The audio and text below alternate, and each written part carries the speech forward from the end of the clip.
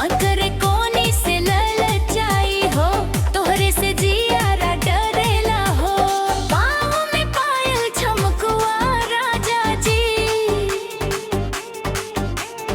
ले आई हो सेंट गमको आ राजा जी। मार के घुमा पूरा गवा राजा जी, ले आई हो सेंट गमको आ राजा जी। मार के घुमा पूरा गवा राजा जी।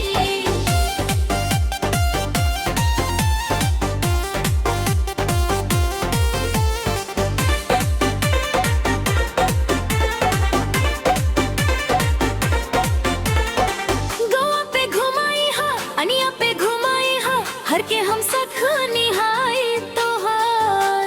हम माला की निहाई ने की पैर सभाई। सोर धान हो न मानबे ना मर्दान हो, चोटीला जुड़ाला ककुआ राजा जी।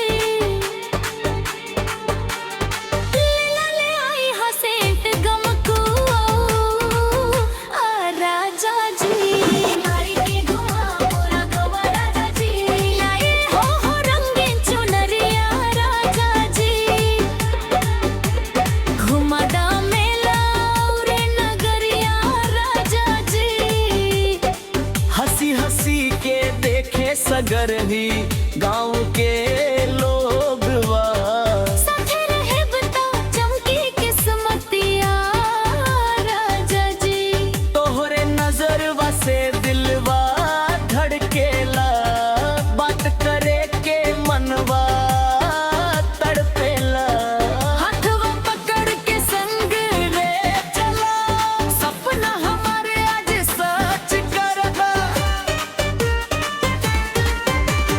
ले आई हो रंगीन चुमरिया राजा जी। इंडिया घुमारो दुआ राजा जी, झुमका बिंदिया और चूड़ी ले आई हा, हंसी से मोर अंगना सजी हा। तोहरे संघर दिन लागे त्योहार, रोड़ा बिना सुना लागे संसार।